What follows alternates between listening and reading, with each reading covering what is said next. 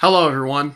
So, currently I'm a little sick of editing the video, so I wanted to try and do something different. And recently, Sony announced a new handheld, and I actually made a video kind of reacting to that. But it was 30 minutes, and it was horribly unfocused, and I deleted it. I didn't want to put that on the channel. Might have been a little bit good for watch time metrics, but it would have been mid and boring and bland, and I don't really want to do that. So what I've decided to do is, for the first time, I'm going to see the announcement of this thing through IGN's Daily Fix, I guess. I've never heard of this before. The only thing I've seen about the PlayStation Portal so far is everybody and their grandmother whining and saying it's stupid. And that's probably the take I'm going to have. Wouldn't be surprised if I had anything different. But, I'm going to go ahead and, screw it. Let's just get right into it and see what this is all about. Hello again, everyone, and happy Wednesday. Time for your daily fix of gaming news, and there's a lot going on today. Sony has revealed the name and price of its upcoming remote play device. We've got more details on the handheld from our hands-on preview. Plus, we'll run down all the biggest announcements from Gamescom's opening night live. No more talking about doing it. Let's just do this.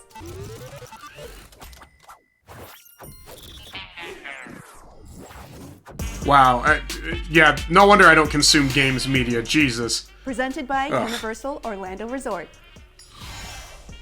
Get on with Good it. news, you'll never have to say Project Q again because Sony's officially calling their new device Project Q? I honestly forgot. PlayStation Portal. It's a gaming handheld, sorta, because it's not a standalone device. It streams games via remote play from your PS5. So while it's not a true follow-up to the PSP, you can play PlayStation games away from your main TV or monitor from wherever in Wi-Fi range you like, probably the bathroom. So it's a WiiU Gamepad. It's a Vita with remote play. I don't Okay. Sony also announced the device will cost All right, now I actually saw this part. I'm going to explain this to you. So, I absolutely hate the design of this thing. It's probably very comfortable. I get the idea. But, oh my God. It's like they took one step forward and then two steps back. So, you're going to see it in a bit. I'm going to pause it when it happens. So, it might be in like the middle of a sentence. But there's a reason I hate this. You'll see why. $100.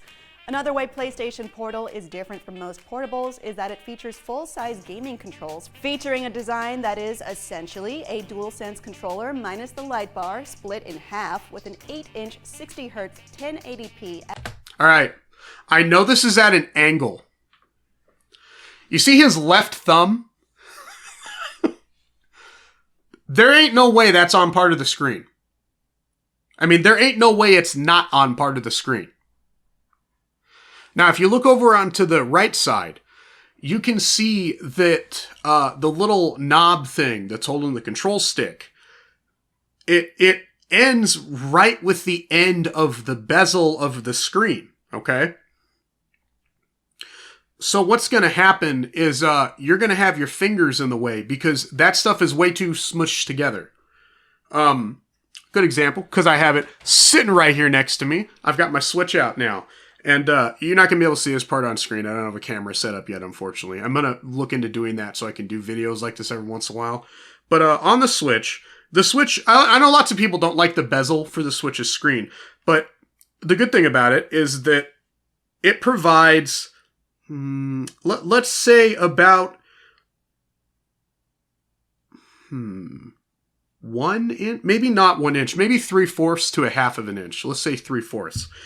From the edge of the right control stick, there's about 3/4 of an inch between that and the screen. So there is no way that my thumb is ever going to be blocking a part of the screen. Now, you're probably like, who fucking cares? Well, I'm going to explain something to you. I was a Vita owner, and one of the Vita games I liked the most, and you're going to be shocked at this, was Adventures of Mana. Now, that is a remake of a Game Boy game, and technically it already has a remake because it has Sword of Mana, but it's a very faithful remake of a Game Boy game that was released on Android and that was ported to Vita. And the thing is, with a lot of Android to Vita ports, they keep the touchscreen interface a lot. And that game did. If you've ever played a real game with like Android touchscreen controls, I'm talking one where you have to like move around and there's like an attack and like a jump button or whatever, it is hell, because eventually what happens is you are blocking part of the screen with your thumb, and it's terrible. It's why I actually tried to get into Android gaming because I thought it might have been like a good deal financially. I mean, they had stuff I actually wanted to play, like Stardew and Oceanhorn, but no. But I know for a fact that's a thing, because even on Vita, I actually tried playing Adventures of Mana for a little bit during my playthrough of it, with just the touchscreen controls, and immediately I saw that, wow, this is a significant downgrade. And it made me realize part of the reason mobile games for your phone suck so much is because they don't have any type of control scheme that is designed where you're not blocking the picture. It'd be like watching a movie, but there's just this guy standing in the middle of the screen the whole time that's just blocking it. It's stupid. And I don't know why they do it. That's what this thing is doing. That stuff is so close to the screen that there's no way you're not going to block stuff with your thumbs. Like, even if it's only like a little bit, like, that's such a stupid thing. All they had to do was make it like a little bit more spaced out. Would have hurt nothing. They probably could have made it look better. I don't know why they did this. I actually think this is stupid. This is one of the first fucking things I noticed about this device. And it's why, like, immediately, without even really hearing what it was, I was like, that's dumb. I hate this design. It can go like die in a fucking fire pit along with the design of the PlayStation 5. I mean this genuinely. Whoever the hell is like the designer at Sony that's like making these consoles look this way, they need to get rid of them, because they look... If you've ever seen Click, when they're in the future and like Adam Sandler's like had his like fat removal surgery and he's got like the flap, it's the future. And what they did is they took real cars and they shaved like parts off of them to make them more compact and smaller, so they look like something from the future. The PlayStation 5 line of devices, including this stupid thing, look like those cars. They look like something that's supposed to be futuristic, but doesn't actually exist within reality. And that's why I hate the design so much. So now you know that, like, already, like, wow, this thing is shit. Like, you're blocking the screen for no freaking reason. Like, again, the Switch doesn't have that problem. The Steam Deck doesn't have that problem. No portable I have ever played, except for mobile phones, has had this problem of me blocking the screen with my fingers. So that's already, like, to me, a big point against it. But let's continue. LCD display in the middle.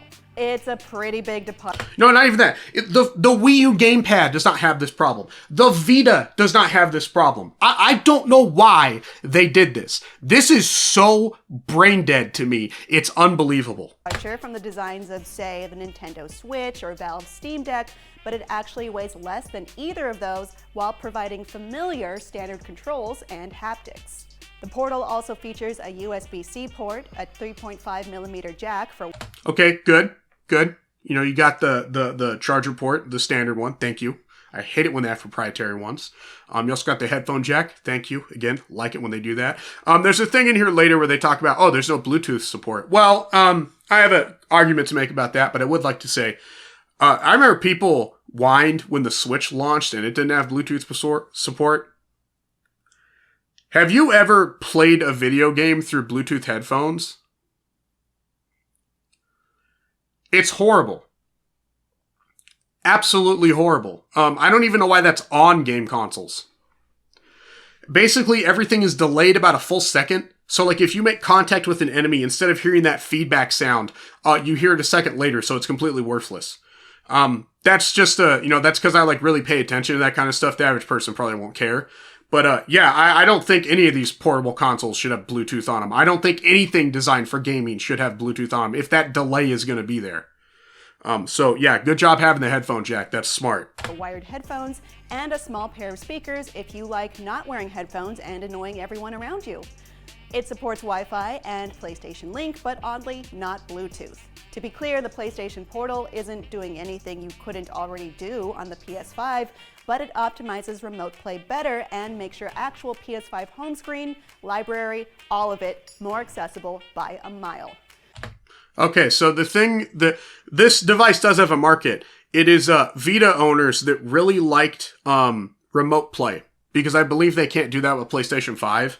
But the thing is, I think the average Vita owner that was really crazy about the Vita, full disclosure, I hate the Vita. I think it's like the worst consumer console, the worst consumer handheld console ever made, in my opinion, because I bought the thing and I didn't hack it and I tried to use it as Sony intended, and I had a horrible time, wasted a lot of money, and I was very fortunate to actually not screw myself over because Vita games became worth like an insane amount of money, and I ended up like selling my entire library and getting enough money back to have like a surplus, and I actually used it to start this channel and buy like my first capture card and like my first microphone and stuff like that. So, but the average Vita owner that's like really into the Vita, they're a tech enthusiast. They're someone that wants a device to play around with and see what it can do. So that's why they like doing the remote play stuff, because it's interesting for them. You know, they probably have like the hoary L2, R2, L3, R3 like grip pads like I do. And I don't think they have a PlayStation 5 because the PlayStation 5 has no games. So I feel like this is their way to be like, hey guys, please move up. Please buy our devices, please. But we're going to see in a bit why that'll never happen. The Portal can also wake up your PS5 just by turning it on, and the device does not need to even be on the same network as the console, but both would need strong and stable connections available to work. Okay, so once again, I believe that's the same idea as the PlayStation TV. So this thing seems to be like the Vita's remote play and the PlayStation TV all crammed into like one thing. Except the PlayStation TV was technically a console. It was just a home console version of like the Vita, which not interested personally. But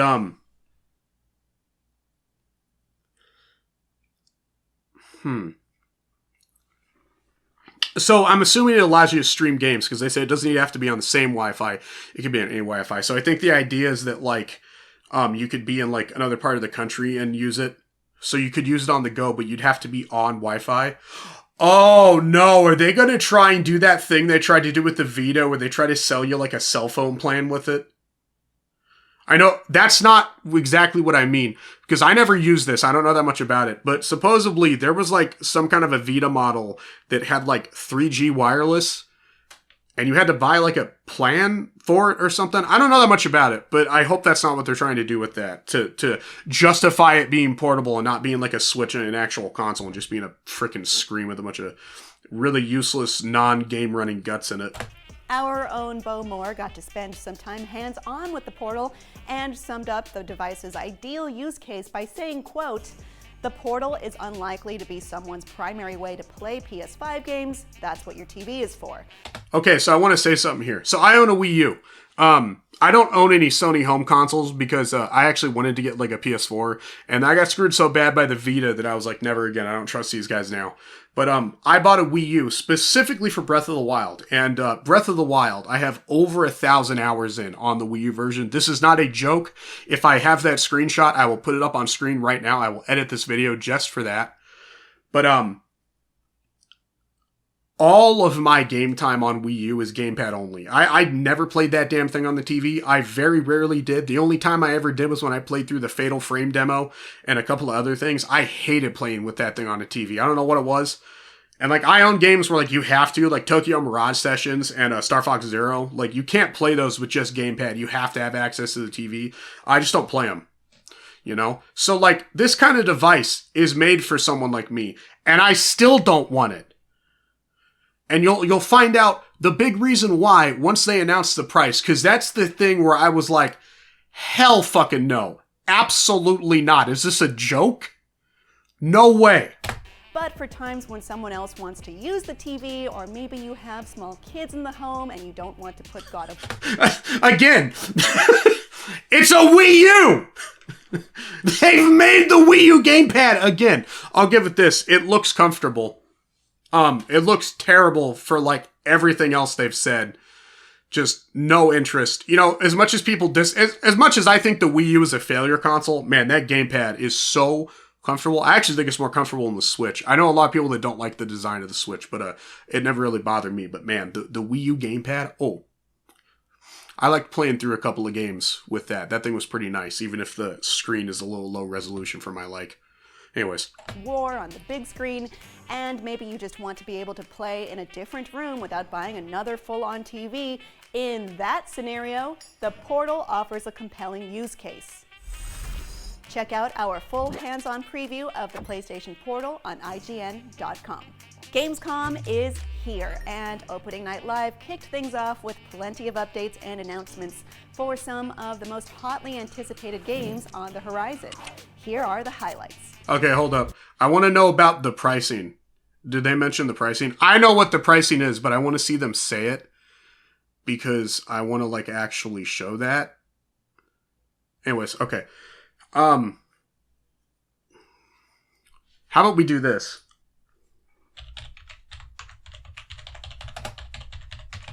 Because I saw this earlier, but I didn't read it. Here we go. PlayStation's first remote play device. So this is the official PlayStation blog.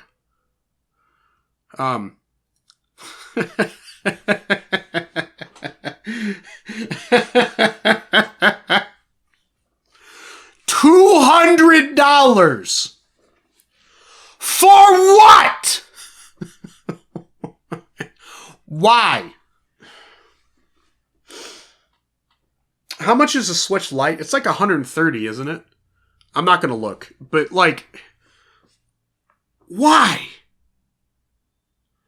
Why? It's a screen with buttons attached.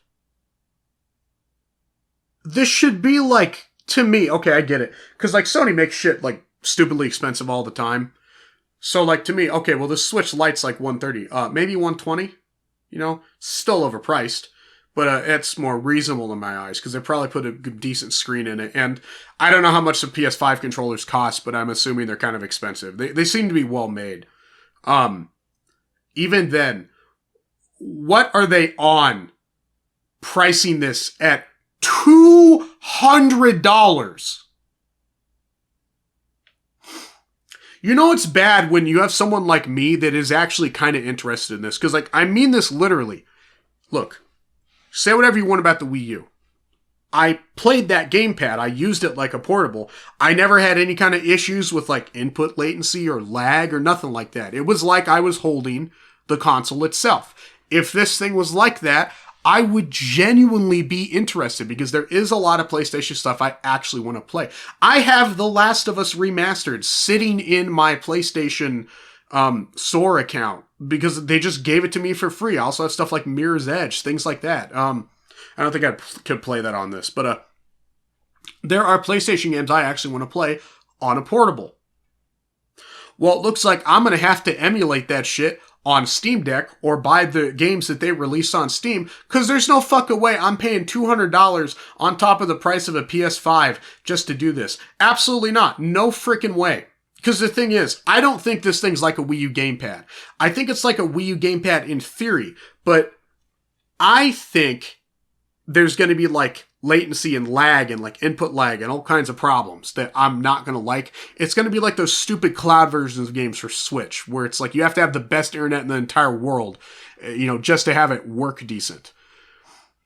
Absolutely not. I mean, this is just dumb. And I would like to say something. There's a lot of people, well, not a lot of people. I've seen a handful of people in the PlayStation handheld community, so the PSP and the Vita, being a little delusional, thinking like, hey guys, if we like do something now, can we convince them to make another handheld? No. I'm going to say this as bluntly as I can. You will never with the way things are right now, you will never get another Sony handheld. It is not happening. Move on. And I'm going to explain why. They don't want to compete with Nintendo because Nintendo had a system that is arguably not as technologically advanced as the Vita. Cream them because it just had better games for it. I'm gonna be real. Shin Megami Tensei 4, that beats anything I played on Vita. And that's a 3DS exclusive. I don't know why it still is. I really wish that would get like a port to other places because that's genuinely like, I feel like that's like Resident Evil 4 or like Ocarina of Time where like you could very easily put that up against like games that people consider to be like the greatest of all time and it could compete. But as far as I know, the Vita doesn't really have anything like that other than like Persona 4 Golden, which again is a port. It's an enhanced port. And then it has like Ys 8 Lacrimosa of Donna. I'm really sorry if I mispronounced that. I love that game. I own it on Switch. I considered getting it on Vita very heavily, but I didn't like the performance of it. But the fact that it has a game that fantastic on Vita says that the Vita is at least worth something. But you know, like, I actually forgot where I was going with that. I'm so sorry. I don't know where I was at all. No, this is the kind of thing I'm actually trying to avoid. It's why I didn't put out that other video. But yeah, this thing is a piece of junk. I mean, I don't know who the hell they're trying to sell this to. Even people like me that are like kind of the target demographic for it, don't care. Yeah, I mean, this is why I stay far away from the PlayStation ecosystem. Oh, there was another thing. So there's no Bluetooth on it. Okay. Obviously, I just had an argument against Bluetooth. But if you look right here, hey, they're advertising this thing with headphones. I don't even think it's capturing my cursor. But yeah, I'm pointing at the two pairs of headphones here. And boy, those aren't Bluetooth? Nah, it's some dumb shit. I don't actually know what they are. Wireless earbuds. Oh, so it is proprietary tech. Okay. So now I do get to shit on them. Perfect. This is why I hate Sony. Sony is one of the most anti-choice, consumer choice gaming companies I have ever seen. They want you locked into that Sony electronics ecosystem, and they don't ever want you to look at anything else. And that's why I will not support them again. Because they just want to grind as much money out of you as possible. They don't care. It's really hard for me to have sympathy when, like, you know, the PSP came out and it had the proprietary, like, the M2 cards, or the Pro Duo cards. I don't remember the names of them, forgive me. I never pulled the thing out of my... I have a converter anyways, I don't know the name for the real ones, but when those came out, they were really small, they were overpriced, and people were like, oh, we need to, you know, and then I think some companies started making, like, aftermarket ones that were cheaper, and then eventually we got the micro SD type, that's like a converter for a micro SD card, which is much cheaper. And then they were like, oh, let's change that up. We're not making enough money. Hey, here's the PlayStation Go, or the PSP Go. It doesn't read your discs, and it uses a different type of memory card. So you could rebuy all of your games and give us more money. Oh, also, the design is terrible. It just looks cool. Yeah, in case you can't tell, I'm not a fan of the PSP Go. For the record, I do kind of like the slider design. It's interesting, but I wouldn't ever use that as a game system. If I wouldn't use my LG Cosmos 2 in high school as a game system, you bet your sweet ass I'm not using like a PSP Go as a serious game system. But, okay, so they had that, right? And then they came out with the Vita. And they were like, wow, you know, they sure didn't want to buy our memory cards. Hey, let's force them to. Also, let's overprice all the games. And let's make the memory card sizes tiny. Oh, and let's have, like, bad tech that's really bad about corrupting. Yeah, that'll go over well. And this is just an extension of that, where, like, they're trying to control things so you have to be in their ecosystem. And you can't, like, stray from that. And I might be wrong. Maybe in the future they'll introduce, like, Bluetooth stuff. But the fact that at launch, they're trying to restrict it to just their ecosystem is pretty shitty. I would be surprised. I bet if they could, they would do this. If they could make a headphone jack that was like the 3.5 millimeter or whatever, and it only took Sony branded headphones, I guarantee you they would do it. So yeah, I think that's kind of it. I think Sony is greedy. I think that's why I don't have any faith in them as a gaming company anymore. Well, hold on, I'm forgetting a point. They don't want to compete with Nintendo. So they got creamed by the 3DS, right? And they also do like really stupid like anti-consumer choice practices. But it's not just that. Nintendo has a certain type of style, magic, if you will, that goes into the way their games are. You can say whatever you want about Nintendo. Like I personally hate their stance on emulation. I think it's really hypocritical. But like Mario Odyssey is a great game. And so was like Metroid Dread. I just beat that recently. Yeah, you're not going to find stuff that feels the same elsewhere. Except you actually could for a while. Now, I don't know if these are all Japan studio titles, but stuff like Patapon, Gravity Rush, Siren, and there was another one I remembered the other day and I forgot it again. I'm very sorry. Little Big Planet. That's what it was. There's probably another one too.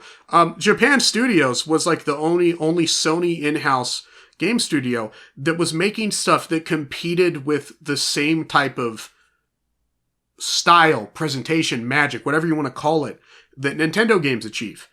And Japan Studios no more. Sony has made it very obvious to me that they only want to compete with Microsoft and what they consider to be real consoles. And if that point didn't drive it home enough, here's another one.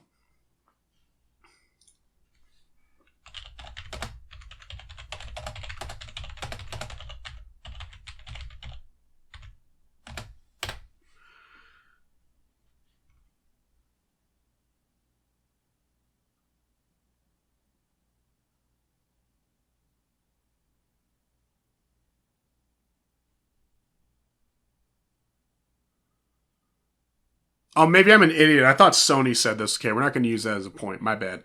That's me screwing up. But basically, I think Microsoft and Sony don't really think Nintendo's a competitor because they just kind of do their own thing. When in fact, Nintendo repeatedly creams them both in a lot of aspects. And, then Nintendo will get like their shit kicked in for a bit and then they'll come back stronger than ever. That's what I've noticed. By the way, this is not me. This is not the Nintendo suck-off section. There is absolutely reasons to criticize Nintendo. In fact, I'll be real. I think Microsoft killed it this generation, in my opinion. I think their backwards compatibility is the most consumer-friendly thing I've ever seen. I almost bought a Series X because of that, and then I saw the price tag and said, hell no.